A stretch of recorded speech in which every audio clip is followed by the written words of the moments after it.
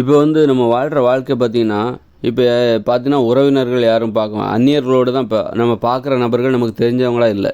அந்நியர்களை தான் பார்த்துட்ருக்கோம். நம்ம பார்க்குறவங்க, பழகுறவங்க எல்லாம் அந்நியர்களாக இருக்கிறாங்க. யாரும் அவங்க சொந்தக்காரங்களோ தனிப்பட்ட முறையில் நமக்கு தெரியாத அவங்கள நமக்கு தெரியாது.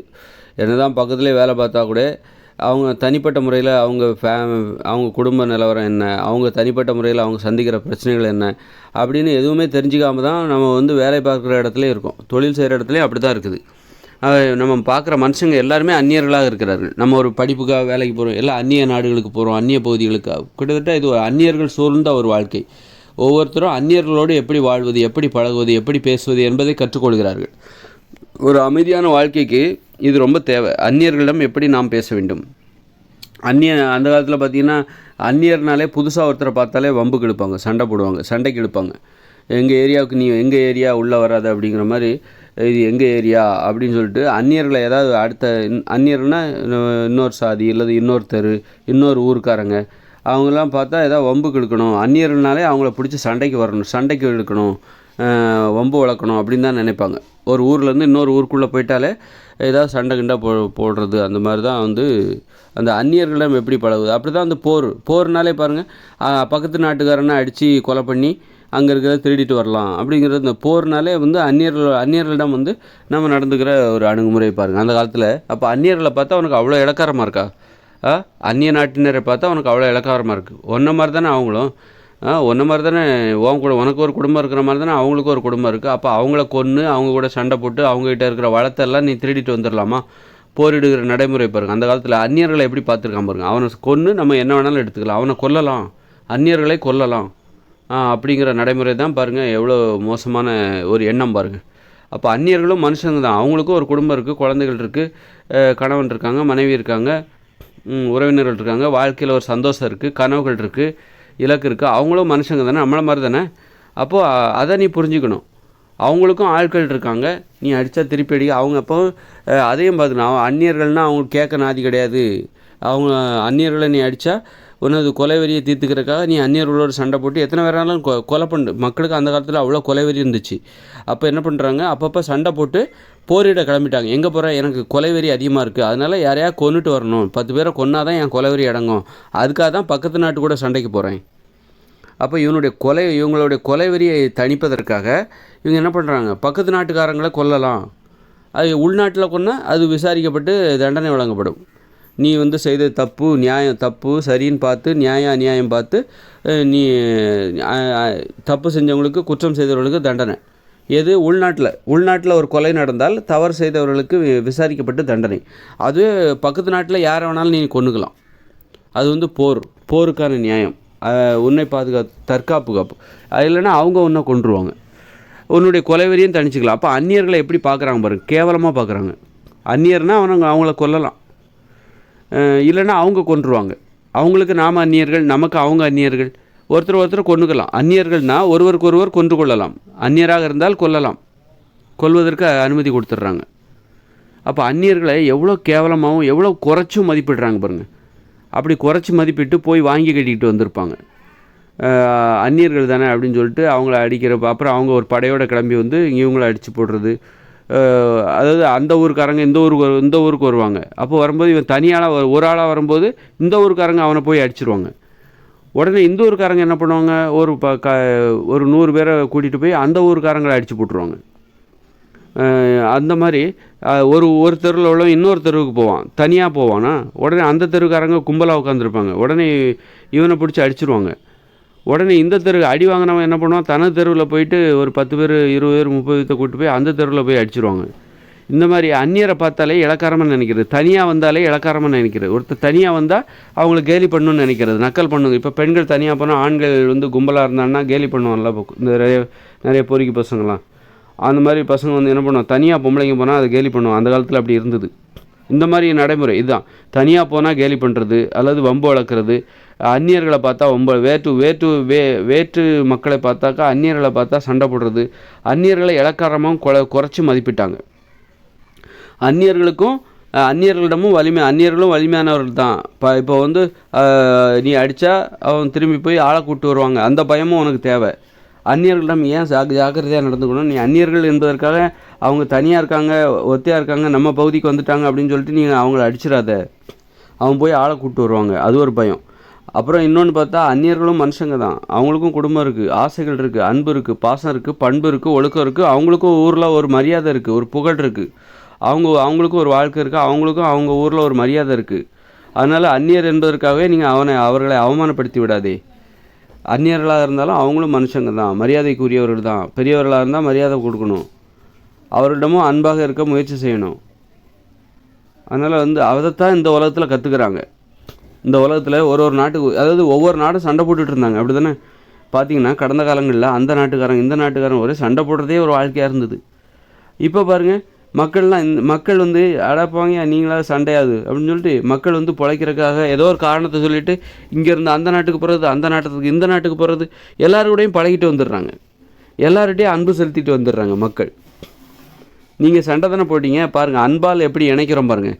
நீங்கள் சண்டை போட்டு நாடுகளுக்கு இடையே வேற்றுமையை வளர்த்தீர்கள். நாங்கள் பாருங்கள் பிழைக்கிறதுக்காக, கல்வி கற்றுக்கிறதுக்காக, ஒவ்வொரு சுற்றுலாவுக்காக ஒவ்வொரு நாட்டுக்கும் போயிட்டு வந்துட்டு எல்லோரிடமும் அன்பாக ஆச்சரியமாக அந்த நாட்டு மக்களுடைய கலாச்சாரம், அவருடைய அன்பு, அவருடைய உணவு முறை எல்லாத்தையும் நாங்கள் பார்த்து அனுபவிச்சுட்டு அந்நியர்களும் அன்பிற்குரியவர்கள் எங்களை எவ்வளோ வரவேற்றாங்க தெரியுமா? பெருமை பேச ஆரம்பிச்சிட்டாங்க. அந்நியர்களிடமிருந்து இன்றைக்கி அன்பை பெறுவது, அந்நியர்களை நேசிப்பது இன்றைக்கி ஒரு வழக்கமாக நாகரிகமாக போய்விட்டது. அந்நியர்களை கேவலமாகவும் நினச்ச ஒரு காலம் போய் கேவலமாக, அதாவது அவர்களை கொலை செய்யலாம், அந்த அளவுக்கு கேட்பார் கிடையாது அப்படின்னு நினச்ச காலம் போய் போரிட்டு அவர்களை கொலை செய்யலாம், ஒருவருக்கொருவர் அடிச்சுக்கிட்டு சாவலாம். உனக்கு கொலைவெறி இருக்கா, வா போரிடலாம், யாரையாவது கொல்லணும், 10 பேர்த்த சாகடிக்கணும், எனக்கு இருக்கிற கோபத்துக்கு நான் 10 பேர்த்த சாகடிக்கணும், வா வண்டி கட்டு, வா குதிரையை பூட்டு, வா புறப்படலாம், போருக்கு புறப்படலாம், வெற்றிவேல் வீரவேல்னு புறப்பட்டு போய் அங்கே சண்டை போட்டு போய் கொலை பண்ணலான்னு போயிட்டு போனவர் அங்கே அவங்க குத்தி இவர் செத்து போயிடுவார், போனவர் வரமாட்டார். அப்படி அந்த மாதிரி காமெடியெலாம் நடந்திருக்கும். அது மாதிரி அந்நியர்களை பார்க்கும்போது அவ்வளோ கேவலமாகடா இருக்குது. உனக்கு யாருன்னே ஒருத்தர் உனக்கு தெரியல அப்படின்னா அவங்கள பார்த்தா உனக்கு கேவலமாக இருக்குது. அவங்களெல்லாம் மனுஷங்களாக உனக்கு பார்க்க தெரியலையா? அப்போ அந்நியர்களும் மனுஷங்க தான், அவங்களுக்கும் வாழ்க்கை இருக்குது, அவங்ககிட்டே அன்பு இருக்குது, பண்பு இருக்குது, ஒழுக்கம் இருக்குது. அவங்க ஊரில் அவங்களுக்கு ஒரு மரியாதை இருக்குது, அவங்களுக்கு ஒரு மரியாதை இருக்குன்னா கூட உனக்கு அவங்க பெரியவங்களாக இருந்தால் நீ மரியாதை கொடு, சின்னவங்களாக இருந்தால் மரியாதை எதிர்பாரு. அப்போ அதெல்லாம் இருக்குது. அந்நியர்களை பார்க்கத்தான் இளக்காரமாக பார்க்காது, அந்நியர்களை குறைச்சி மதிப்பிடாது, அதை தான் கற்றுக்கிறாங்க. அந்நியர்களும் அன்பிற்குரியவர்கள், அந்நியர்களிடமும் நம்மளால் நேசிக்க முடியும், அன்பு செலுத்த முடியும், அந்நியர்களோடும் உறவாட முடியும், கல்யாணம் பண்ணிக்க முடியும், குடும்பமாக வாழ முடியும், குழந்தை பெற்றுக்க முடியும், இப்படி நட்பு பாராட்ட முடியும், அந்நியர்களையும் கௌரவிக்க முடியும், ஒருவருக்கு கௌரவித்துக் கொள்கிறார்கள், பாராட்டி கொள்கிறார்கள், விருதுகளை வழங்கி கொள்கிறார்கள். இப்படி அந்நியர்களுக்குள் எப்படி சமரசம், எப்படி அன்பு பாராட்டு, அந்நியர்களும் மனுஷங்க தான் அப்படிங்கிறத தெரிஞ்சுக்கிறதுக்காக அன்னைக்கு போரிட்டாங்க. அதுக்கு மாற்றாக இது ஒரு புரட்சி.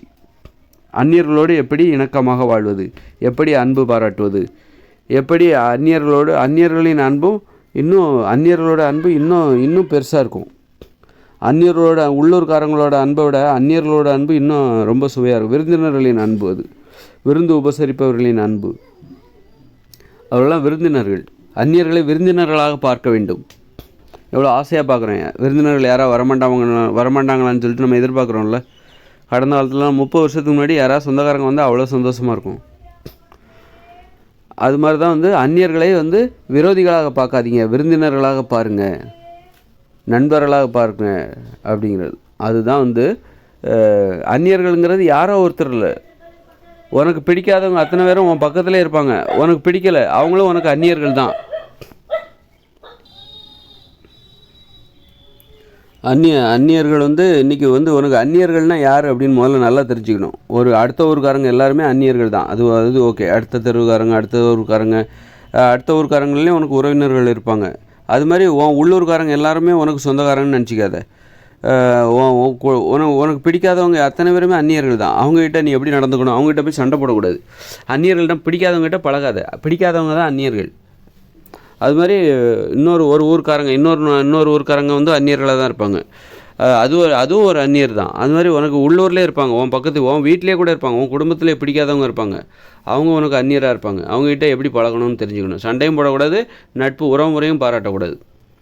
அமைதியாக எப்படி நாகரிகமாக அமைதியாக பேசணும், உரிமை எடுத்து பேசுகிறது. அந்நியர்களிடம் பிடிக்காதவங்க இருப்பாங்க, பக்கத்து வீட்டில் கூட இருப்பாங்க, அதே தெருவில் கூட இருப்பாங்க, உறவினராக இருப்பாங்க, ஆனால் அவங்க உனக்கு பிடிக்காது. அப்போ அவங்கள அந்நியராக பார்க்கணும். அந்நியர்னால் என்ன, அவங்ககிட்ட அதிகமாக உரிமை எடுத்து பேசக்கூடாது, அளவாக பேசிக்கணும். அந்நியரிடம் எப்படி பேசணும், ஒரு சின்னதாக ஒரு புன்னகை, நல்லா இருக்கீங்களா சார்? முடிஞ்சது, வேலை முடிஞ்சு. நல்லா இருக்கீங்களா அக்கா? நல்லா இருக்கீங்களா? ஓகே, பார்க்கலாம். அவ்வளோதான், முடிஞ்சு போச்சு. இவ்வளோ தான் பழகணும். மற்றபடி ரொம்ப ஏதாவது தகவல் வேணால் தெரிஞ்சுக்கலாம். அக்கா தெரியுமா அந்த விஷயம், உங்களுக்கு தெரியுமா, என்னன்னு சொல்லுங்கள், அது என்ன, அப்படி ஏதாவது உதவி, அவ்வளோதான். நான் முடிஞ்சுக்கணும். ரொம்ப உரிமை எடுத்துக்கிட்டு என்னடா அக்கா என்னடா அப்படின்லாம் ரொம்ப உரிமை எடுத்து அன்பு பாராட்டக்கூடாது. அது தப்பாக தான் போகும். பிடிக்காதவங்ககிட்ட நீ என்ன தான் பேசினாலும் அவங்க அதை தப்பாக தான் புரிஞ்சுப்போம். பிடிக்காதவரிடம் நீ காட்டுகிற அன்பு தவறாகவே புரிந்து கொள்ளப்படும். அதனால் பிடிக்காதவங்க அத்தனை பேரும் அந்நியர்கள் தான். அது மாதிரி நீ பழகாத அத்தனை பேரும் அந்நியர்கள் தான். பழகுறதுக்கு ஒரு நம்பிக்கை தேவை. நம்பிக்கை பழகி அவங்க பிடிச்சிருக்கா பிடிக்கலையான்னு பார்த்து அதுக்கப்புறம் ஒரு நம்பிக்கை ஏற்படுத்தும் போது தான் அவங்க உனக்கு உறவினர்களாக மாறுவாங்க. அதனால் இப்போ அந்நியர்கள்னால் யாருன்னா அந்த சாதிக்காரங்க எல்லாருமே அந்நியர்கள் அப்படின்னா உன் ஜாதிக்காரங்க எல்லாருமே உனக்கு ரொம்ப நல்லது செய்வாங்களா? உன் குடும்பம் அப்போ அந்த குடும்பத்துக்காரங்க எல்லாருமே அந்நியர்கள். அப்போ உன் குடும்பத்தில் உள்ளவங்க எல்லாருமே உனக்கு நல்லவங்களாக இருப்பாங்களா? உன் குடும்பத்திலே உன்னை பிடிக்காதவங்க இருப்பாங்க. ஏன் உன் அம்மாவுக்கே ஒன்றும் பிடிக்காது. இயற்கையாக பிடிச்சிருக்கு பிடிக்கலைங்கிறது இயற்கையானது. இயற்கையாகவே இப்போ அம்மாவுக்கே பிள்ளையை பிடிக்காது. அந்த எல்லா பிள்ளைங்க இந்த மூத்தவனை அந்த பிள்ளைக்கு அந்த அம்மாவுக்கு பிடிக்கும். இளைய மகளை பிடிக்காது அந்த அம்மாவுக்கு. இயற்கையானது அது. அப்போ என்ன பண்ணணும்? அதுக்காக வெறுப்பை காட்ட முடியுமா? அந்த அம்மா வெறுப்பை காட்டக்கூடாது. சில அம்மா பார்த்திங்கன்னா சில பிள்ளைகளை போட்டு அடின்னு அடிப்பாங்க. சில பிள்ளைக்கு செல்லம் கொடுப்பாங்க. தெரியல, அவங்களுக்கு பிடிக்கலைங்கிறது தெரில. யார் அடிக்கிறாங்களோ அவங்கள பிடிக்கல அந்த அம்மாவுக்கு. அது மாற்ற முடியாது. அது இயற்கையானது. அப்போ எப்படி நடந்துக்கணும் அப்படிங்கிறத அந்த அம்மா கற்றுக்கணும். அந்த பிடிக்காத பிள்ளையிடம் எப்படி நடந்து கொள்ள வேண்டும், அந்த பிள்ளையின் மனம் கோணாமல் நடந்து கொள்ள வேண்டும். நீ ரொம்ப பாசத்தையும் காட்ட வேண்டாம், ரொம்ப வெறுப்பையும் காட்டாத. மனம் கோணாமல் நடந்துக்கோ. பிடிக்கலைங்கிறது தெரிஞ்சு போச்சு. அப்போ மனம் கோணாமல், அந்த குழந்தைகளோட மனம் புண்படாமல் மேலோட்டமாக பேசி மேலோட்டமாக பண்ணிக்கணும். யார் உனக்கு ரொம்ப பிடிச்சிருக்கோ அந்த குழந்தைய தான் நீ அடிக்கணும். அந்த குழந்தைகிட்ட தான் அன்பையும் செலுத்தணும். அதனால் பிடிச்சிருக்கு பிடிக்கலைங்கிறதுல யாரும் தப்ப முடியாது. உன்னுடைய அப்பாவே உனக்கு பிடிக்காமல் போகலாம். ஒரு அப்பாவுக்கே ஒன்றை பிடிக்காமல் போகலாம். இயற்கையானது அது.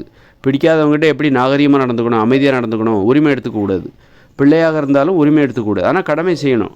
அதுக்காக பிடிக்கலை, அந்த பிள்ளை எனக்கு பிடிக்கல, மூத்த பிள்ளை எனக்கு பிடிக்கவே பிடிக்காதுங்கிறதுக்காக உன் கடமை நீ செய்யாமல் இருக்க முடியாது. உணவு, அந்த குழந்தைக்கு தேவையான உணவை கொடுக்கணும். சில நல்லதுகளை சொல்லிக் கொடுக்கணும். நல்லதுகள் அதுக்காக ரொம்ப உரிமை எடுத்து ரொம்பவும் வற்புறுத்தக்கூடாது. அது நீ பிடிக்காத பிள்ளையிடம் ஒரு அம்மா அன்பு காட்டுறாங்கன்னா அந்த அன்பும் அந்த பிள்ளைக்கு தப்பாக தான் புரிந்து கொள்ளப்படும். அதனால் அந்நியர்னால் யாருன்னு முதல்ல நல்லா தெரிஞ்சுக்கணும். முதல்ல அந்நியர்னால் அடுத்த ஜாதிக்காரங்க எல்லாருமே அந்நியர்கள், அடுத்த மதத்துக்காரங்க எல்லாருமே அந்நியர்கள், அடுத்த ஊருக்காரங்க, அடுத்த தெருக்காரங்க, அடுத்த நாட்டுக்காரங்க எல்லாருமே அந்நியர்கள்னு நினச்சிக்காத. அப்படின்னா உன் ஊருக்காரங்க எல்லாருமே உனக்கு உறவினர்களும் கிடையாது. உன் ஊர்லேயே உனக்கு பிடிக்காதவங்க அத்தனை பேர் அந்நியர்கள் தான். ஆனால் அந்நியர்கள்ங்கிறது எல்லா இடத்துலையும் இருப்பாங்க. எல்லா இடத்துலையும் இருப்பாங்க. அதனால் அப்படி இருக்கும்போது அப்போ நீ உன் குடும்பத்திலே அதனால் அந்நியர்கள் எல்லா இடத்துலையும் இருப்பாங்க. உன் குடும்பத்திலே இருப்பாங்க. இயற்கையாக கண்டிப்பாக இருக்கும். அண்ணன் 2 அண்ணன் இருக்கான்னா அதில் ஒரு அண்ணன் உனக்கு பிடிக்காமல் இருக்கலாம். அந்த அண்ணனுக்கு ஒன்றை பிடிக்காமல் இருக்கலாம். அப்படி இருக்கும்போது பிடிக்காதவங்க எல்லா இடத்துலையும் இருப்பாங்க. அப்போ உன் குடும்பத்தில் கூட இருப்பாங்க. அப்போ உன்னுடைய குடும்பத்திலே இருப்பாங்கன்னா அவங்ககிட்ட எப்படி நடந்துக்கணும்னு நீ கற்றுக்கிட்டேன்னா வெளியில் உள்ள அந்நியர்களிடம் எப்படி நடந்துக்கலாம்னு கற்றுக்கலாம். அன்றைக்கி பார்த்தீங்கன்னா ஒரு 50 வருஷத்துக்கு முன்னாடிலாம் பார்த்தீங்கன்னா வீட்டிலே பார்த்தீங்கன்னா அண்ணன் தம்பியெல்லாம் அடிச்சுப்பாங்க. ஒருத்தர் அடிச்சுப்பாங்க, சட்டையை கழிச்சுப்பாங்க. காரணம் என்னென்னா ஒருத்தர் பிடிக்கலைன்னா எப்படி நடந்துக்கணும்னு அவங்களுக்கு தெரியல. எப்படி பேசணும், அவங்ககிட்ட எப்படி கட்டுப்பாட்டோட பேசணும், நாகரீகமாக பேசணும் அவங்களுக்கு தெரியல. அதனால தான் அவங்க சண்டை போட்டுக்கிட்டு இருந்தாங்க. பிடிக்கலை அப்படிங்கிறக்காக அவங்க அண்ணன் தம்பினாலே ஒருத்தர் பிடிச்சிருக்கோம் அப்படிங்கிற அவங்களுக்கு தெரியல. அண்ணன் தம்பினாலும் பிடிக்காமல் போகும். இயற்கையானது. பிடிச்சிருக்கு பிடிக்கலைங்கிறது இயற்கையானது. பிடிக்கலைன்னா அது பிடிக்கலை தான். அதை மாற்றவே முடியாது. அப்படி இருக்கும்போது அது தெரியாதனால தான் அந்த காலத்தில் குடும்பத்திலே பார்த்திங்கன்னா அவ்வளோ சண்டைகள் நடக்கும். குடும்பத்துலேயும் சண்டை நடக்கும். ஒரு வீட்டுக்கும் இன்னொரு வீட்டுக்கும் சண்டை நடக்கும். ஒரு தெருவுக்கும் இன்னொரு தெருவுக்கும் சண்டை நடக்கும். ஒரு சாதிக்கு இன்னொரு சாதி சண்டை. ஒரு ஊருக்காரங்க இன்னொரு ஊருக்காரங்களோட சண்டை போடுவாங்க. இப்படி ஒரு நாட்டுக்காரங்க இன்னொரு நாட்டுக்காரங்களோட சண்டை போடுவாங்க. இப்படி சண்டைகள் வருவதற்கே காரணம் அந்நியர்களிடம் எப்படி நடந்து கொள்ள வேண்டும், பிடிச்சவங்க யார், பிடிக்காதவங்க யார், இந்த அடிப்படை அறிவுலாம் தெரியல அவங்களுக்கு. அந்நியர்கள்னால் யாரோ ஒருத்தர் அந்நியர் உனக்கு பக்கத்திலே இருப்பாங்க, உன் குடும்பத்திலே இருப்பாங்க. உனக்கு பிடிக்காதவங்க அத்தனை பேரும் அந்நியர்கள் தான். அவங்கக்கிட்ட நீ அதுக்காக பிடிக்காதவங்க அத்தனை பேர்கிட்டையும் நீ சண்டை போடுவீங்க. எல்லாருடைய தேவையும் எல்லாருமே நமக்கு தேவை. எல்லாருடைய உதவியும் நமக்கு தேவை. பிடிக்காதவங்களாக இருந்தாலும் அவங்கக்கிட்ட நம்ம சண்டை போடாமல் நாகரிகமாக நடந்து கொள்வதன் மூலம், தன்மையாக அமைதியாக நடந்து கொள்வதன் மூலம், பண்போடு நாகரிகமாக நடந்து கொள்வது, அவங்ககிட்டேருந்து ஒரு உதவியை நம்ம பெற முடியும். நாமளும் அவங்களுக்கு உதவி செய்ய முடியும். அந்நியர்களாக இருந்தாலும் அவர்களுக்கு உதவி செய்யணும். நம்முடைய உதவி அவர்களுக்கு தேவை. அதன் மூலம்தான் இணக்கமான உறவு கடைபிடிக்கப்படுகிறது. இன்றைக்கி பாகிஸ்தான் இந்தியாவுக்கு பகை நாடுன்னு இவங்க சித்தரிக்கிறாங்க. ஆனால் இந்தியாவின் உதவி பாகிஸ்தானுக்கு தேவை, பாகிஸ்தானோட உதவி இந்தியாவுக்கு தேவை. உதவி முற்றிலும் பாகிஸ்தான்லேருந்து எந்த உதவியும் எங்களுக்கு தேவையில்லைன்னு பாகிஸ்தான் சொல்ல முடியுமா? சொல்ல முடியாது. கண்டிப்பாக இரு நாட்டுக்கும் ஒரு உதவி தேவைப்படுகிறது. அதனால் உதவிங்கிறது எல்லாத்துக்கும் தேவைங்கும்போது நாம் எதுக்கு சண்டை கண்டை போட்டுக்கிட்டு அசிங்கப்பட்டுக்கிட்டு போய் ஏன் உதவியை கேட்கணும்? உதவி கேட்டு தான் ஆகணும், வேறு வழியே இல்லை. அப்படிங்கும்போது ஏன் சண்டை போடுற? நாகரீகமாக நடந்துக்கோம். ஒரு மரியாதையை காப்பாற்றிக்கிட்டு ஒரு பெருமையோட ஒரு உதவியை கேட்டுக்கிட்டு அமைதியாக தன்மையாக வாழ்ந்துட்டு போ. அதனால் ஒருத்தரோட உதவி இன்னொருத்தருக்கு தேவை அப்படிங்கும்போது யாருடையும் உதவி செய்யாமல் வாழவே முடியாது. அந்நியர்களாக இருந்தாலும் சரி, உன் குடும்பத்திலே உனக்கு உன்னுடைய அண்ணனையோ தம்பியோ உனக்கு பிடிக்கலைன்னா கூட அவங்க உதவியும் உனக்கு தேவை. அதனால் பிடிக்கலைங்கிறத மனசுக்குள்ளே வச்சுக்கோ. அதுக்காக அதை போய் வெளியில் காட்ட வேண்டிய அவசியம், வெறுப்பை வெளிப்படுத்தி அதை வெளிப்படுத்தணுங்கிற அவசியம் இல்லை. புரிஞ்சுக்கிட்டாலே போதும். பிடிக்கலைங்கிறது நம்ம புரிஞ்சுக்கிட்டாலே போதுமானது. அது ஈஸியாக பார்த்தாலே தெரியும், பழகுனாலே தெரியும். பிடிக்கலை, அவங்கள நம்மளுக்கு பிடிக்கலை அப்படிங்கிறது பார்த்தாலே பழகுனாலே தெரியும். அதுக்கு தகுந்த மாதிரி எப்படி பழகணும், அந்நியர்களோடு பிடிக்காதவங்ககிட்ட எப்படி பழகணும் அதையும் கற்றுக்கணும். அப்படியே ஒரு அமைதியை நிலை. நமக்கு தேவை அமைதி தான். நமக்கு தேவை ஒரு நிம்மதியான ஒரு இணக்கமான உறவு, ஒரு அமைதியாக வாழணும், பாதுகாப்பாக வாழணும். எல்லாருடைய உதவியும் எல்லாரும் தேவை. ஒரு பெரிய வெள்ளம் வருது, அப்போ உன்னுடைய அண்ணன் உனக்கு பிடிக்கலைன்னா கூட அவங்க உன்னை பாதுகாப்பாங்க. நீ வெள்ளத்தில் அடித்து செல்லப்படும் பொழுது பிடிக்காத தம்பி அவன் மழை வெள்ளத்தில் அடித்து செல்லப்படுகிறான், அதனால் அவனை காப்பாற்ற வேண்டிய அவசியம் இல்லைன்னு அந்த அண்ணன் சும்மா இருக்க போகிறதில்ல. அப்போ அவன் உன்னை காப்பாற்றுவான். அப்போ பிடிக்காதவங்களோட உதவி எவ்வளோ பெரிய உதவி, பிடிக்காதவங்ககிட்ட இருந்து ஒரு மிகப்பெரிய உதவி உனக்கு தேவைப்படும். பிடிக்காத உன்னுடைய தம்பி வெள்ளத்தில் அடித்து செல்லப்படும் பொழுது நீ வேடிக்கை பார்க்க போவதில்லை, கண்டிப்பாக காப்பாற்றுவேன். பிடிக்கலைங்கிறது அப்புறம் வச்சு, அது மனசுக்குள்ளே. ஆனால் சில உதவியை சில நேரத்தில் செஞ்சு தான் ஆகணும். பிடிக்காத அண்ணன் பட்டினியோட கடை, எங்கள் அண்ணனை எனக்கு பிடிக்காது, அவன் பட்டினியோட கிடக்கிறான் அப்படிங்கும்போது அவனுக்கு தேவையான சாப்பாடை நான் கொடுத்தான் அவன். அதுமாதிரி எங்கள் அம்மா எனக்கு பிடிக்காது, எங்கள் அம்மாவுக்கு என்ன பிடிக்காது, எங்கள் அம்மா எப்போவுமே என்னுடைய அந்த பெரிய அண்ணனுக்கு தான் ரொம்ப செல்லம் கொடுப்பாங்க, என்னை கண்டுக்கவே மாட்டாங்க, அப்படின்னு என்னை ரொம்ப கொஞ்சம்லாம் மாட்டாங்க. அப்படிங்கிறதுக்காக அந்த அம்மா உடம்பு சரியில்லாமல் இருக்காங்க அப்படிங்கும்போது அவங்களுக்கு நான் உதவி செஞ்சு தானே ஆகணும். அது என்னுடைய கடமை. அப்போ கடமை வேறு, அவனால் கடமையை தாண்டி ஒருத்தர் அன்பு செலுத்து. கடமை என்பது அது ஒரு அன்பு, கடமை அன்பு. கடன் அது ஒரு கடன். கடமை என்பது என்னென்னா கடன். பிடிக்கலைங்கிறதுக்காக வாங்கின கடன் தான் திருப்பி கொடுக்க முடியுமா? திருப்பி கொடுக்காமல் இருக்க முடியுமா? அது மாதிரி தான் பிடிச்சிருந்தாலும் பிடிக்கலனாலும் அது கடனுங்கிறது கடமை, அது கடன். அது வாங்கின கடனை திருப்பி கொடுத்தானே. அது அம்மாங்கிறவ தன் வயிற்றில் சொந்த பெற்ற குழந்தை தனக்கே பிடிக்கலங்கும் போது அந்த குழந்தைக்கு எதையும் செய்யாமல் இருக்க முடியாதுல்ல. அது பெற்ற கடனுக்கு வளர்த்து தானே ஆகணும், சாப்பாடு ஊட்டி தானே ஆகணும். அப்போ அந்த அம்மா நமக்கு பிடிக்கலை, அந்த குழந்தைக்கு பிடிக்கலை அப்படிங்கிறக்காக அந்த அம்மாவுக்கு உடம்பு சரியில்லைன்னா அந்த குழந்தை சும்மா இருக்கக்கூடாதுல்ல. ஏன்னா அந்த அம்மா பெற்றிருக்காங்க, வளர்த்துருக்காங்க, அந்த கடனை இவன் திருப்பி செலுத்தணும்ல. அதனால் பிடிச்சிருக்கு பிடிக்கல, அந்நியர்களிடம் எப்படி நடந்து கொள்ள வேண்டும், பிடிக்காதவர்களிடம் எப்படி நடந்து கொள்ள வேண்டும் என்பதை கற்றுக்கொள்ளும் பொழுது தான் இந்த உலகத்தில் அமைதி நிலவுகிறது. பிடிக்கலனாலே அவங்ககிட்ட சண்டை போட்டுடணும், அவங்கள இருக்கக்கூடாது அந்த உலகத்தில் அப்படிங்கிற நினப்பெல்லாம் கடந்த காலத்தில் இருந்தது. அப்புறம் அந்த சாதிக்காரங்கனாலே அவங்க பிடிக்காதவங்க. நீ பழகிப்பார், அதை எத்தனை பேர் உனக்கு பிடிச்சவங்க இருப்பாங்க. உன் சாதிக்காரன் நீ சொல்கிறல்ல, அவங்ககிட்ட பழகிப்பார் எத்தனை பேர் உனக்கு பிடிக்காதவங்க இருப்பாங்கன்னு பழகி பார்த்தா தான் தெரியும். அப்படி பழகி பார்க்கும்போது தான் மக்கள் ஒரு அமைதியாக ஒரு முடிவுக்கு வராங்க. ஓஹோ, பிடிச்சிருக்கு பிடிக்கல, எல்லா சாதியிலையும் நமக்கு பிடிக்காதவங்க இருக்காங்க, பிடிச்சவங்க இருக்காங்க. நம்ம சாதியிலையும் நமக்கு பிடிக்காதவங்க, நம்ம கெட்டு போகணும்னு நினைக்கிற, நாசமாக போகணும்னு நினைக்கிறவங்க நம்ம சாதியிலையும் இருக்காங்க. அப்போ இந்த சாதிங்கிறதே தேவையில்லை, பிடிச்சவங்க பிடிச்சவங்கள நம்ப, பிடிக்காதவங்கள நம்பாத அப்படின்னு சொல்லிட்டு அந்த புரிதல். அப்போ இன்னொரு நாட்டுக்காரங்கனாலே அந்த நாட்டுக்காரங்களை கொல்லணும், குத்தணும் அப்படின்னு நினச்சியே போய் அந்த நாட்டுக்காரங்களோட பழகும்போது, பேசும்போது, சுற்றுலா சென்று வரும்பொழுது அந்த நாட்டுக்காரங்க எவ்வளோ அன்பிற்குரியவர்கள் அப்படின்னு நினைக்கும்போது, கடந்த காலத்தில் நாம் இவங்கள அடித்து வீழ்த்தி கொலை பண்ணமே, போரிட்டு அதில் சந்தோஷப்பட்டமே, அந்த சந்தோஷமே இவர்களுக்கு குற்ற உணர்ச்சி ஏற்படுத்துது. இப்போ ஜப்பான்காரங்களும் அமெரிக்காக்காரங்களும் சண்டை போட்டாங்க. இப்போ இந்தியாவே எடுத்துப்போம், இந்தியாவும் பாகிஸ்தானும் சண்டை போட்டாங்க. அப்போ இந்தியர்கள் சண்டை போட்டு போரிட்டு கொண்டார்கள், பகை நாடு என்று கருதி கொண்டார்கள். அப்படி இருக்கும்போது பாகிஸ்தான்காரங்க இந்தியாவுக்கு வராங்க. அந்த யாரோ உடம்பு சரியில்லைன்னு சொல்லிட்டு இந்தியாவில் உள்ள ஒரு மருத்துவமனையில் உட்காந்து சிகிச்சை எடுத்துக்கிறாங்க. சிகிச்சை எடுத்து அவங்க அந்த மாதிரி நோயால் பாதிக்கப்பட்டவங்க நல்லா குணமடைஞ்சு பாகிஸ்தானுக்கு போகிறாங்க. அப்போ அவங்களுக்கு ஒரு குற்ற உணர்ச்சி வருது. ஏன்னா கடந்த காலத்தில் அவங்க இந்த இந்தியாவோட ஒரு வெறுப்புணர்வை ஏற்படுத்தி கொண்டார்கள், வெறுப்புணர்வை வளர்த்து கொண்டிருந்தார்கள். இந்தியா எதிரி நாடு, இந்தியாவில் ஏதாவது ஒரு பாதிப்பு நடந்தால் அவங்க சந்தோஷப்பட்டிருக்காங்க. ஆனால் இன்றைக்கி அவங்க குடும்பத்தில் ஒரு பாதிப்பு வரும்போது அவங்க இங்கே இந்தியாவுக்கு வந்து சிகிச்சை பெற்று குணமாகி போகும்போது, ஐயோ கடந்த காலத்தில் நம்ம அவ்வளோ பெரிய தப்பு பண்ணிட்டோமே, இன்றைக்கி நம்ம பிள்ளைகளை பிள்ளைக்கு உடம்பு சரியில்லைன்னு சொல்லி அதை காப்பாற்றினது இந்தியா தானே அப்படின்னு இருக்கும்போது இந்தியா மேலே அவங்களுக்கு ஒரு பாசம் வருது. கடந்த காலத்தில் அவங்க எடுத்த நிலைப்பாடு அவங்களுக்கு ஒரு குற்ற உணர்ச்சி ஏற்படுத்துது. அது மாதிரி இந்தியாக்காரங்களாம் அங்கே போகிறாங்க. அங்கே போகும்போது அவங்க பாகிஸ்தான்காரங்க இந்தியாவுக்கு உதவுறாங்க. அப்போது உதவும்போது இந்தியர்களுக்கு ஒரு குற்ற உணர்ச்சி வருது. அவங்கள போய் நம்ம எதிரி நாடுன்னு நினச்சிட்டோமே. அப்போ மக்கள்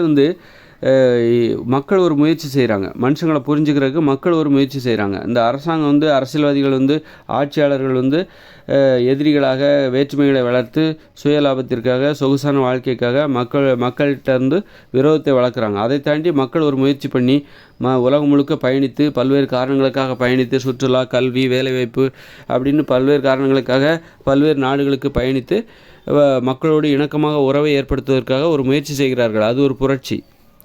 அந்நியர்களை நேசிக்க இவர்கள் மேற்கொள்ளும் மக்கள் செய்யும் ஒரு முயற்சி, அதுதான் இப்பொழுது ஒரு புரட்சியாக இருக்கிறது. அதுதான் நாளைக்கு நாம் அமைதியாக வாழப்போகிறதுக்கு அதான் காரணமாக இருக்குது. நாளைக்கு வந்து இயற்கையோடு இணைந்த மனித வாழ்க்கையில் இராணுவமே தேவையில்லை. மக்கள் எல்லாரும் ஒன்றா பழக ஆரம்பிச்சிட்டா இன்றைக்கி தாராளமாக இராணுவமே தேவையில்லை. நீ எந்த நாட்டுக்கும் நீ போயிட்டு வரலாம். பாதுகாப்பு விதி சீனாவுக்கு போகணுமா, ஈஸியாக போயிட்டு வரலாம். ஒரு நாட்டுக்கு இன்னொரு நாட்டுக்கும் போகிறதுக்கு நிறைய கட்டணத்தை விதிக்காதீங்க. இப்போ சீனாவுக்கு போகணுமா ஒரு குறைஞ்ச செலவில் போயிட்டு வந்துடலாம்ப்பா. எந்த நாட்டுக்கும் ஈஸியாக போயிட்டு வந்துடலாம் அப்படிங்கிற ஒரு நடைமுறையை உருவாக்கிட்டாலே இந்த மக்கள் அங்கே போவாங்க, அந்த மக்கள் இங்கே வருவாங்க. அதாவது சுற்றுலாவான்னு வச்சுக்கோங்களேன். சுற்றுலாவாசிகளாக நீ எந்த நாட்டை வேணாலும் சுற்றி பார்க்குறதுக்கு ஈஸியாக போகலாம் அப்படின்னா எல்லா மக்களும் வந்து சீனாவுக்கு போவாங்க. இந்த மாதம் நான் சீனாவுக்கு போகலான்னு இருக்கேன். சீனாவுக்கு போகிறதுக்கு 5 மணி நேரம் தான் சொல்கிறாங்க. 5 மணி நேரத்தில் இன்றைக்கி தமிழ்நாட்டிலேருந்து சீனாவுக்கு போயிடலாம். அப்படின்னா ஒரு லீவ் வருது, ஒரு 4-5 நாள் லீவ் வருது, சீனாவுக்கு போயிட்டு வரலான்னு இருக்கேன். அப்போ போய் அங்கே உள்ள சுற்றுலா பயணிகளுக்கு சலுகைகளை கொடுக்கணும். அப்போ மக்கள் ஒருவருக்கு ஒருவர் பழகுவாங்க. எல்லா நாட்டுக்கும் போய் பழகுவாங்க, பேசுவாங்க. அப்போது இந்த போரிடணுங்கிற எண்ணம் ஆதரவு கிடைக்காது. போரிடணும், சண்டை போடணுங்கிற எண்ணமே வராது. இந்த மாதிரி ஒருத்தருக்கு பழக விட்டாலே போதுமானது. சண்டைகளை தவிர்க்கணும்னா பழக விடுங்க. அன்பை பரிமாறக்குள்ள அனுமதி கொடுங்க. அப்போ வந்து இராணுவமே தேவையில்லை. இவ்வளோ அணு ஆயுதங்கள் தேவையில்லை. நீ அணு ஆயுதத்துக்காக இராணுவ ஆயுதங்களுக்காக எவ்வளோ பணம் செலவழிக்கிற, ஏகப்பட்ட பணம் செலவழிக்கிற. அப்போ அதை மிச்சப்படுத்து. நீ என்ன பண்ணுன்னா இந்த விமான சேவையை வந்து ஒரு குறைஞ்ச செலவில் கொடு. யார் வேணாலும் இப்போ அமெரிக்காவுக்கு போகணுமா, இந்தியாவில் அமெரிக்காவுக்கு போகணுமா, உடனே ஈஸியாக போகிறதுக்கு ஒரு வழி. அமெரிக்கா போய் சுற்றி பார்த்துட்டு வரணும். இப்போ அங்கே தங்கணும், வேலை பார்க்கணுன்னா அதுக்கு ஏதாவது கட்டுப்பாடுகளை விதிச்சுக்கோ. அது கூட நீ பண்ணு. பிழைக்கிறதுக்கு யாராவது எங்கள் நாட்டுக்கு வந்து தொழில் பண்ணுமா, அதுக்கான வழி. அந்த மாதிரி ஒரு நாட்டுக்கும் இன்னொரு நாட்டுக்கும் போகிறதுக்கு தாராளமாக அந்த வாய்ப்புகளை தாராளமாக்குங்க.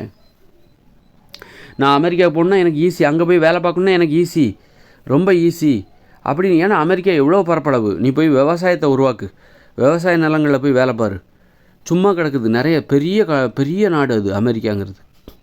அப்போ யார் வேணாலும் அமெரிக்காவுக்கு போய் நீ வேலை பார்க்கலாம். விவசாய நிலத்தை உருவாக்கி விவசாய வேலை பார்க்கலாம். படிக்கலையா, நீ விவசாய வேலை பாரு. அல்லது குறைவாக படிச்சிருக்கியா, குறைந்தபட்ச கல்வி தகுதியை விதித்து +2 வரைக்கும் கண்டிப்பாக படிச்சிருக்கணும். அமெரிக்காவுக்கு போகணுன்னா +2 வரைக்கும் படிச்சிருக்கணும். போதுமானது.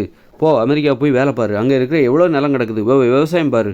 அந்த நிலத்தை அந்த உணவை உற்பத்தி பண்ணி நல்ல தரமான உணவுகளை உற்பத்தி பண்ணி பல்வேறு நாடுகளுக்கு அனுப்பு. அப்போ நீ ஆப்பிரிக்கா போகணுன்னு நினைக்கிறியா, அங்கேருந்து இங்கே வரணும்னு நினைக்கிறியா, இந்தியாவுக்கு வா. அதாவது இங்கேருந்து அங்கே அங்கேருந்து இங்கே எதுக்கு எந்த தடையும் ஏற்படுத்தாத. அப்போ எல்லா நாட்டினரும் எல்லா நாட்டுக்கும் போயிட்டு வருவாங்க. அதன் மூலமாகவே அமைதி வந்துவிடும். இராணுவமே தேவையில்லை. எல்லா நாட்டுக்காரங்களும் எல்லா நாட்டுக்கும் போய்ட்டு. இப்போ வந்து சிலோனுக்கு போகணுமா, இலங்கைக்கு போகணுமா, போயிட்டு வா. தடை போடாத, கட்டுப்பாடுகளை விதிக்காத, கட்டணத்தை அதிகமாக்காத. ஒரு நாட்டுக்கு இன்னொரு நாட்டுக்கு போகிறதுக்கு கட்டணத்தை அதிகமாக்காத, அதன் மூலம் பணத்தை சம்பாதிக்காத. இப்போ ஒரு விருந்தினர் இருக்காங்க, என்னுடைய வீட்டுக்கு வாங்க அப்படின்னா நிறைய கட்டணம், அதுக்காக நீங்கள் நிறைய கட்டணத்தை கொடுத்தா தான் என் வீட்டுக்கு வர முடியும் அப்படின்னா அப்போ அந்த விருந்தினர் எப்படி வருவாங்க? அதனால் விருந்தினர்கள்ட்ட வந்து நீ பணம் வாங்காத. சுற்றுலா பயணி உன் நாட்டை பார்க்க வர்றாங்க, அதன் மூலம் பணத்தை சம்பாதிக்க ஆசைப்படாத. அது அமைதியை உருவாக்கும். அதன் மூலம் உனக்கு இராணுவத்துக்கு ஆயுதங்களை, அதன் மூலம் வருகிற அந்த பணத்தை நீ எங்கே மிச்சப்படுத்தலான்னா இராணுவத்துக்கு நிறைய பணத்தை செலவழிக்க வேண்டிய அவசியமே இல்லை. அவ்வளோ ஆயுதம் வாங்கி குவிக்கிற ஒவ்வொரு நாடும் ஆயுதங்களை வாங்கி குவிக்கிறாங்க. ஒரு நாட்டின் பொருளாதாரத்தில் பெரும் பகுதி ஆயுதங்களுக்காகவே செலவிடப்படுகிறது.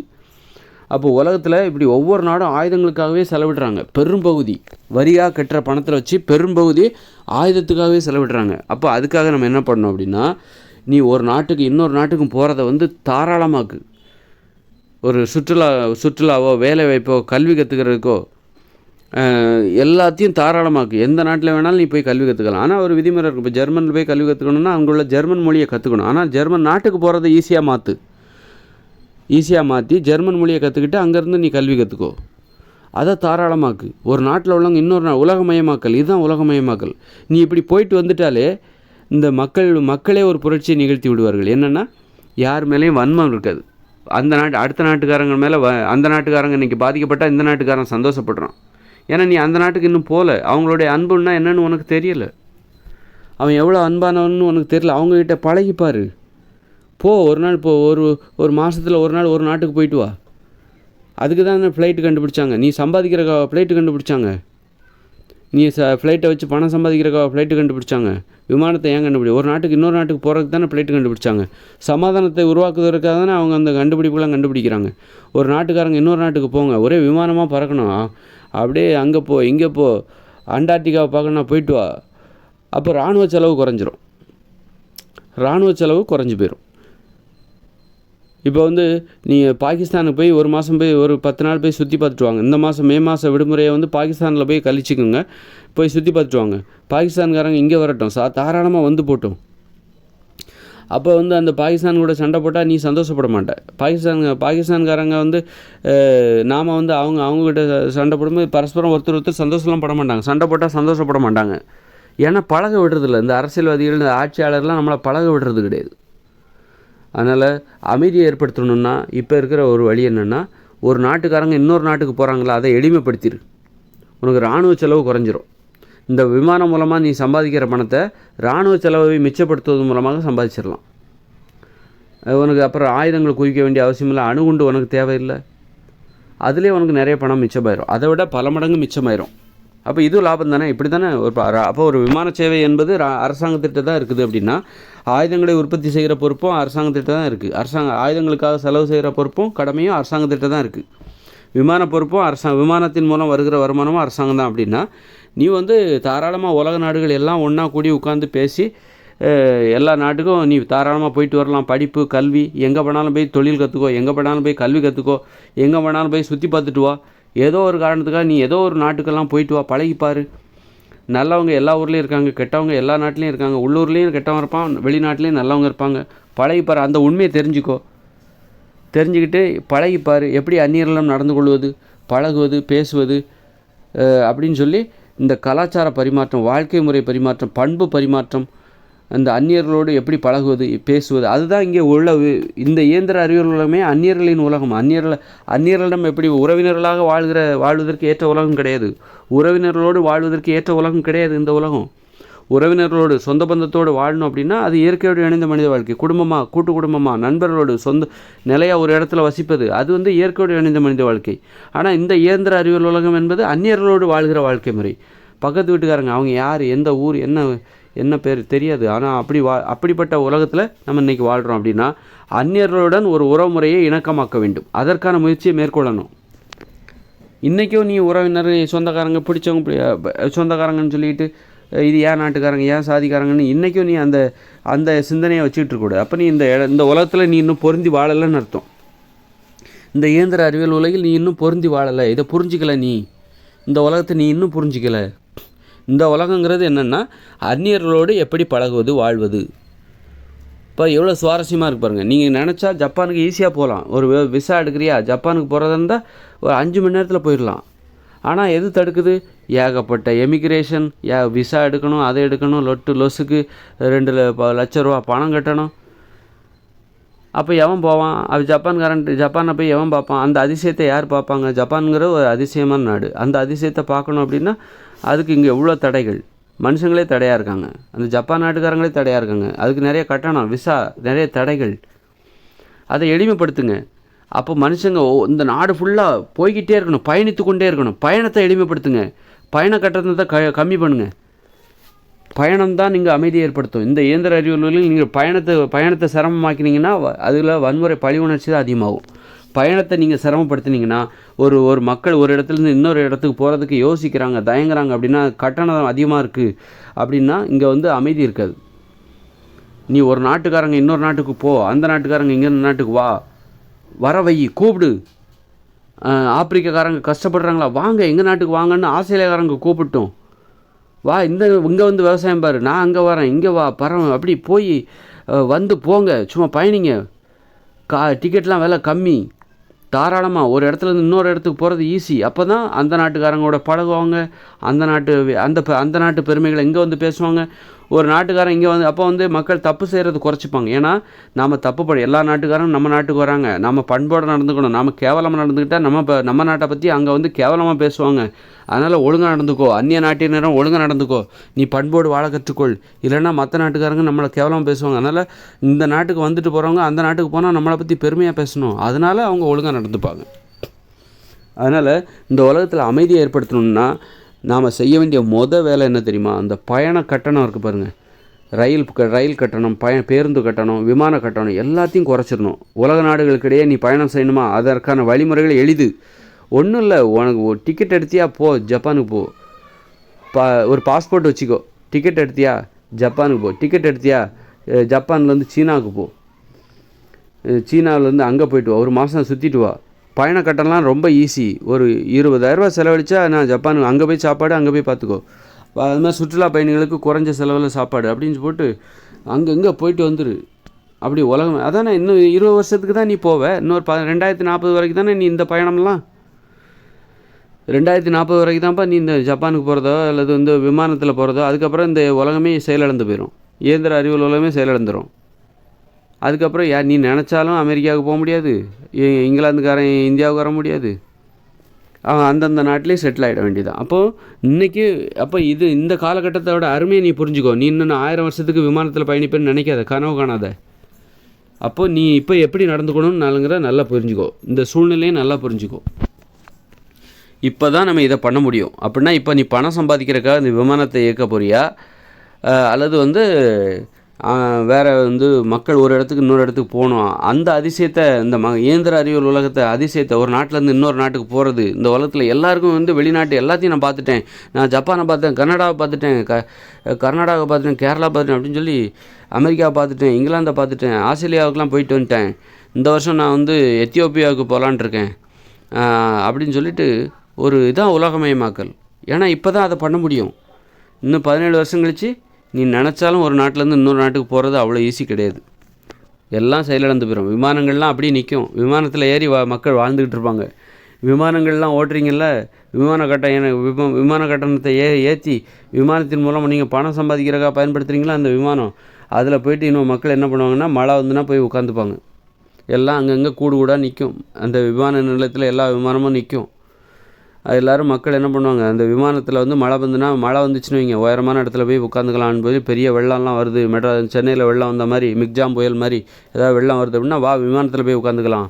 அப்படி அது கொஞ்சம் காலத்துக்கு இருக்கும், அதுவும் துரு பிடிச்சி காணாமல் போயிடும், அதில் உள்ள சீட்டு கிட்டெல்லாம் கழட்டிட்டு போயிடுவாங்க. அப்படி தானே நடக்கும். அப்போ நீ என்ன பண்ணணும், எதிர்காலத்தை கருத்தில் கொண்டு இப்போ நீ என்ன பண்ணணும். இப்போ வந்து நீ இன்னும் 10 வருஷம்தான்ப்பா உயிரோட வாழ்வ அப்படின்னா நீ என்ன பண்ணுவ, நல்லா செலவழிப்பியா, இருக்கிற பணத்தெல்லாம் நீ வந்து நல்ல ஊர் உலகத்தை சுற்றி பார்த்து நல்ல எல்லாம் பண்ணுவல்ல. அதே மாதிரி தான் இன்னும் 17 வருஷம்தான் இந்த இயந்திர அறிவியல் உலகம் இருக்க போகுது, அதுக்கப்புறம் செத்து போயிடும். அப்போ நம்ம என்ன பண்ணணுங்கிறத தெளிவாக தெரிஞ்சுக்கோங்க. இந்த உலகத்தில் அமைதியை ஏற்படுத்துகிற ஈஸி. ரொம்ப பயணத்தை எளிதாக்குங்கள், பயணத்தை தாராளமாக்குங்க, ரொம்ப கெடுபிடி பண்ணாதீங்க. எங்கள் நாட்டுக்கு வர்றதுக்கு அது எமிக்ரேஷன் பண்ணுறது, விசா எடுக்கிறது இப்படின்னு சொல்லிட்டு ஏகப்பட்ட அப்புறம் நிறைய அமெரிக்காவுக்கு வரணுமா 2 லட்சம் இருக்கா, அது அப்படி ரொம்ப பார்க்காத. சும்மா ஒரு 2,000 ரூபா 3,000 ரூபா பணத்தில் அமெரிக்கா கொண்டு போய் விடு. அப்போ எத்தனை பேர் அமெரிக்காவுக்கு வந்து போவாங்க. அப்போ எல்லா நாட்டுக்காரும் அமெரிக்காவில் இருப்பான், அமெரிக்காவில் இருப்பான் வெளிநாட்டுக்கு போவான். அப்போ வந்து ஒரு அமைதி, இந்த உலகத்தில் அமைதி வந்துடும். அப்போ வந்து அந்த நாட்டுக்கு இப்போ வந்து அமெரிக்காவில் எல்லா நாட்டுக்காரரும் இருந்தால் அமெரிக்காவை யாராவது தாக்குறாங்கன்னு வச்சுக்கோங்களேன், அப்போ எல்லா நாட்டுக்காரரும் கத்துவாங்க, சண்டை போடாதீங்க, எங்கள் நாட்டுக்காரங்க அங்கே நிறைய பேர் இருக்காங்க அப்படின்னு சண்டை போடுவாங்களா மாட்டாங்களா. அது மாதிரி உலகம் முழுக்க எல்லாரும் எல்லா நாட்டுக்கும் போயிட்டாக்கா இந்த சண்டை போடுறதே இருக்குது. எல்லா நாட்டிலையும் எல்லா நாட்டு மக்களும் இருக்காங்க. நீ வர விட மாட்டேங்கிற. பாகிஸ்தானில் பாகிஸ்தான்காரங்க மட்டும் தான் இருக்காங்க, இந்தியாவில் இந்தியாக்காரங்க மட்டும் தான் இருக்காங்க. அதனால தான் பாகிஸ்தான்காரங்க அங்கே அடித்தா இங்கே உனக்கு வலிக்க மாட்டேங்குது. இந்தியாக்காரங்க நிறைய பேர் பாகிஸ்தானில் இருக்காங்க, பாகிஸ்தான்காரங்க இந்தியாவில் இருக்காங்க. அப்படின்னா இந்தியாவை அட்டாக் பண்ணால் பாகிஸ்தான்காரனுக்கு வலிக்கும், பாகிஸ்தானை அட்டாக் பண்ணால் இந்தியாக்காரனுக்கு வலிக்கும். இன்றைக்கி அமெரிக்காவை அட்டாக் பண்ணால் இந்தியாக்காரனுக்கு ஏன் பயமாகுது? இன்றைக்கி அமெரிக்காவை அட்டாக் பண்ணாக்கா, யாராவது போரிட்டாக்கா இந்தியாக்காரங்களுக்கு கவலையாக இருக்குது. காரணம் என்னென்னா, இந்தியாக்காரங்க நிறைய பேர் அமெரிக்காவில் இருக்காங்க. அப்போது உலகத்தில் எல்லோரும் எல்லா நாட்டுக்கும் போயிட்டாக்கா, பரவி வாழ்ந்து விட்டால், கலந்து வாழ்ந்து விட்டால் எல்லாருக்கும் ஒரு பயம் வந்துடும். யாரையும் ஒன்றும் பண்ணாதீங்கப்பா, எல்லா ஊருக்காரன் எல்லா சொந்தக்காரங்களும் எல்லா நாட்டிலையும் இருக்காங்கப்பா அப்படின்னு ஒரு பயம் வருதா இல்லையா? இயல்பு, ரொம்ப சாதாரண விஷயங்க இந்த உலகத்தில் அமைதியை ஏற்படுத்துறது. ஆனால் உன்னுடைய நோக்கம் அமைதியை ஏற்படுத்துவதாக இருந்தால் மட்டும்தான் இந்த உலகத்தில் அமைதியை ஏற்படுத்துவது சாதாரண விஷயம். உன்னுடைய நோக்கம் மோசமாக இருக்குது, உன்னுடைய நோக்கம் அமைதி கிடையாது, இந்த மக்கள் நாசமாக போகணும், நம்ம பணம் சம்பாதிக்கணும் அப்படின்னு நினைக்கிறதுனால தான் இந்த அமைதியை ஏற்படுத்துறது உனக்கு கஷ்டமாக இருக்குது. அமைதியை ஏற்படுத்த வேண்டும் என்றால் அமைதியை ஏற்படுத்துவது உன்னுடைய நோக்கமாக இருக்க வேண்டும், உன்னுடைய லட்சியமாக இருக்க வேண்டும். அப்போ தான் அமைதியை ஏற்படுத்த முடியுமே தவிர சும்மாலாம் அமைதியை ஏற்படுத்த முடியாது. இப்போ எனக்கே அந்த ஐடியா வருது, எனக்கே அந்த சிந்தனை வருது, எனக்கு அமைதியை ஏற்படுத்தணும், இந்த உலகம் முழுக்க அமைதியை ஏற்படுத்தணும், இந்த மக்கள் அமைதியாக வாழணும், இந்த மக்கள் கஷ்டப்படக்கூடாது. அந்த மாதிரி கொதிச்சு போய் கவலைப்பட்டு கண்ணீர் விட்ட ஒரு ஆள் தான் நான். மனசுக்குள்ளே புழுங்கியிருக்கேன், இந்த மக்களுக்கு இது ஒரு தீர்வு கொடுக்கணும். எனக்கு தெரில, என்னுடைய கடமையை எப்படி செய்யணும்னு தெரில.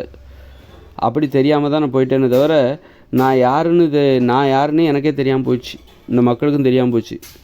இப்போ ஆராய்ச்சி முடிய போகுது. அதனால் இதை வச்சு மட்டுமே என்ன மதிப்பிட வேண்டாம். நான் இன்னும் ஆராய்ச்சியோட ஆரம்ப காலகட்டம், அந்த மையக்கட்ட ஆராய்ச்சியில் இருக்கும்போதெல்லாம் பார்த்திங்கன்னா நான் வேறு மாதிரி உக்கிரமாக இருந்திருப்பேன். என்னுடைய உணர்ச்சிகள்லாம் ரொம்ப உக்கரமாக இருந்திருக்கும். கடல் கடியில் போய் முத்தெடுத்துட்டு வர்ற ஒருத்தருக்கு இருக்கிற அழுத்தம் எப்படி இருக்கும்?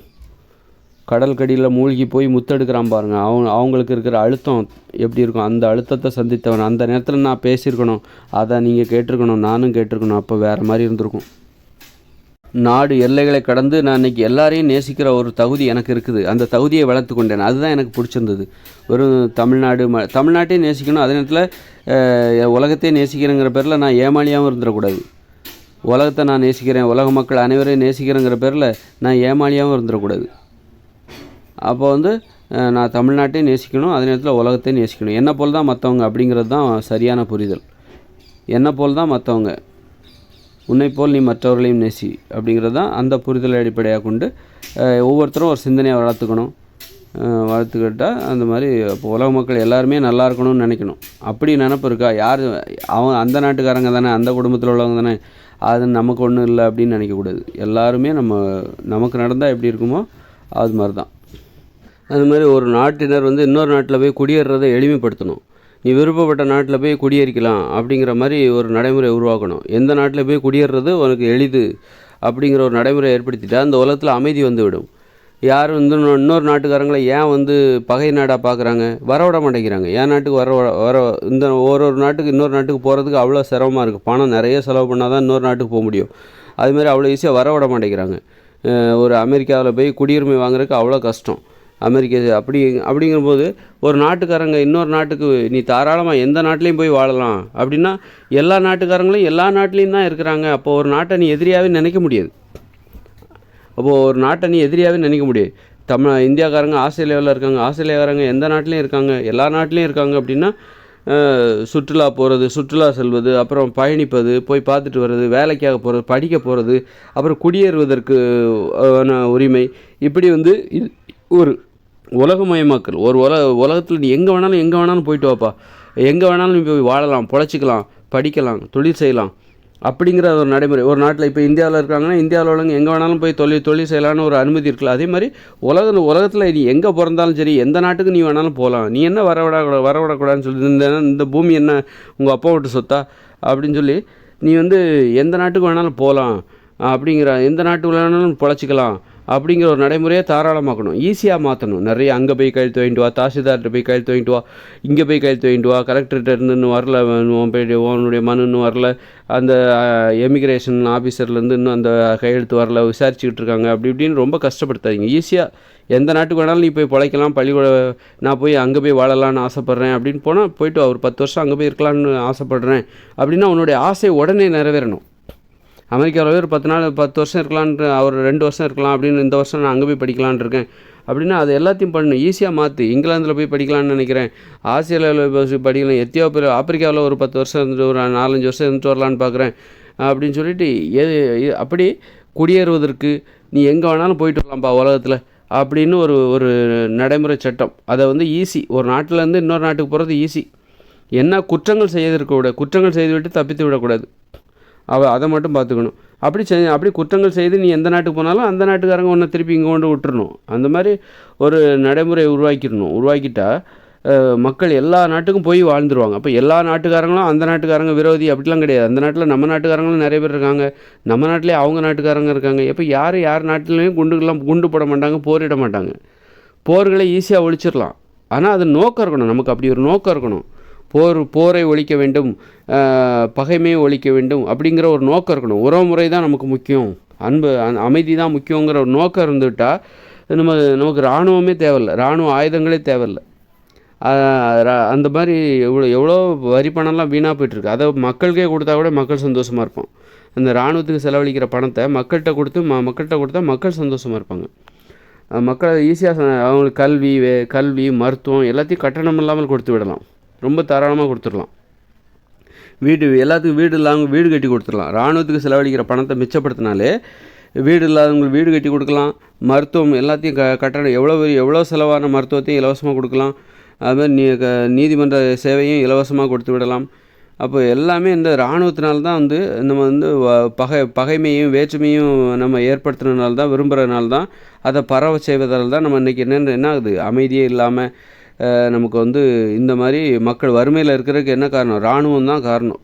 இராணுவத்துக்காக நம்ம செலவழிக்கிற மாதிரி பெரும்பங்கு பணம், அந்த வன்முறை புத்தி, சண்டை போடணுங்கிற எண்ணம், அதுதான் காரணம். அப்போ ஒருத்தர் எல்லோரும் அமைதியாக ஒரு நாட்டிலேருந்து இன்னொரு நாட்டுக்கு குடியேறுவது, படிக்க போகிறது, சுற்றி பார்க்க போகிறது, இப்படி ஏதோ ஒரு காரணத்துக்காக உலகத்தை சுற்றி வர்றது ஒரு ரொம்ப ஈஸிங்க, எந்த நாட்டுக்கு வேணாலும் நீ போயிட்டு வந்துடலாம் அப்படின்னு. அப்படி ஒரு நடைமுறை மட்டும் இங்கே இருந்ததுன்னா உலகம் அமைதியாகிடும். நம்ம போர் ஆயுதங்கள் எல்லாமே எல்லாருக்கும் கிடச்சிரும். அந்த மாதிரி அமைதியை ஏற்படுத்த வேண்டும், நியாயத்தை முடிந்த வரைக்கும் நியாயமாகவும் நேர்மையாகவும் வாழணும் அப்படின்னு நினச்சாலே எல்லாருக்கும் கிடச்சிரும். யாரும் பாதிக்கப்பட மாட்டாங்க, சந்தோஷமாக வாழ்வாங்க. கொஞ்ச காலமாக இருந்தாலும் இந்த இயந்திர அறிவியல் உலகில் கொஞ்சம் சந்தோஷமாக வாழ்ந்துட்டு நல்லா இருக்குல்ல, இந்த அனுபவம் நல்லா இருக்குல்ல, வாங்க இயற்கையோடு இணைந்த மனித வாழ்க்கைக்கு போகலாம் அப்படின்னு சொல்லிட்டு அழகாக ஜாலியாக போயிட்டு அடுத்த 2040 அப்புறம் வரப்போகிற உலகத்துக்கு நம்ம போகலாம். நிறைய நாட்டில் நிலமெல்லாம் சும்மா கிடக்குது, தரிசாக கிடக்குது, அவ்வளோ காடு. ஆஸ்திரேலியாவில் பாருங்கள் 30 கோடி பேர் தான் அவங்க. ஆனால் ஆஸ்திரேலியாங்கிறது 2-3 இந்தியாவுக்கு சமமான பரப்பளவு ஆஸ்திரேலியாவில் இருக்குது. அது சும்மா கிடக்கிற காட்டை மக்கள்கிட்ட கொடு, மனுஷங்கக்கிட்ட கொடு. எவ்வளோ வேலை இல்லாமல் அவங்ககிட்ட வாங்க, எவ்வளோ பேர் வேணாலும் வாங்க அப்படின்னு சொல்லி வர வச்சு நிலத்தை பயன்படுத்துங்க, உணவுகளை உற்பத்தி செய்யுங்க, பழங்களை காய்கறிகளை எல்லாத்தையும் உற்பத்தி பண்ணிங்க, மக்கள்கிட்ட கொடுங்க. ஒரு தரமான உணவுகளை இன்றைக்கி பழத்தோட விலைலாம் அதிகமாகி போச்சு, அரிசி தான் விலை கம்மியாக இருக்குது அப்படின்ற மாதிரி. அப்படி இருக்கும்போது உணவை உற்பத்தி பண்ணு, விவசாயத்தை பாரு. ஒரு கரையில் எவனுக்கெல்லாம் வேலை இல்லாமல் விவசாயம் இல்லாமல் இருக்காங்க அவங்களுக்கு கூட நிலவளம் நீர்வளம் எல்லாமே இந்த ஆஸ்திரேலியாவில் இருக்குது. அமெரிக்காவில் பார்த்திங்கன்னா அவ்வளோ வளம் இருக்குது, ஆனால் சும்மா கிடக்கு. அவங்களோட மக்கள் தொகை 40 கோடி தான் இன்னும் இருக்குது. ஆனால் அவங்க பார்த்திங்கன்னா ஒரு 4-5 இந்தியாவுக்கு தேவையான பரப்பளவு இங்கே சும்மா கிடக்குது. அப்போ அதையெல்லாம் ஏன்டா சும்மா வச்சுருக்கீங்க, மனுஷங்கிட்ட கொடுங்கடா. அதை நீங்கள் வரக்கூடாதுன்னு சொல்கிறதுக்கும் பயன்படுத்தக்கூடாதுன்னு சொல்கிறதுக்கு அது என்ன உங்கள் அப்பா மட்டும் சொத்தா அப்படின்னு சொல்லிட்டு அது நம்ம ஒரு மனுஷங்க பயன்படுத்தட்டுமே, பயன்படுத்தி நல்லா சந்தோஷமாக வாழட்டுமே அப்படிங்கிற எந்த எண்ணம் இல்லை. இது ஏன் நாடு, இது நாடுன்னுக்கிட்டு வர விடாமல் வாழ விடாமல் என்னடா பண்ணிட்டுருக்கீங்க. இன்னும் 17 வருஷம்தான்டா, அதுக்குள்ளே இந்த இயந்திர அறிவியலும் அழிஞ்சு பெறப்போகுது. அதுக்குள்ளே நான் சொல்கிறத கேட்டுக்கிட்டு ஏதாவது ஒன்று பண்ணுங்கள். இதெல்லாம் ஒரு சாதாரணமான சிந்தனை. எல்லோரும் நல்லா இருக்கும்னு நினச்சா இந்த மாதிரி சிந்தனைகள்லாம் ஈஸியாக வரும். அப்படி பண்ணால் எவ்வளோ இந்த உலகமே எப்படி இருக்கும், எப்படியோ மாறிடுமே. ஒரு பிரச்சனையுமே கிடையாது, யாருக்கும் எந்த கஷ்டமும் கிடையாது. எல்லாம் சந்தோஷமாக ஜாலியாக எல்லாம் இருக்கிற வரைக்கும் சந்தோஷமாக வாழ்ந்தோம், போய் சேர்ந்தோன்னு இல்லாமல் ஏன்டா இந்த மாதிரி பண்ணுறீங்க.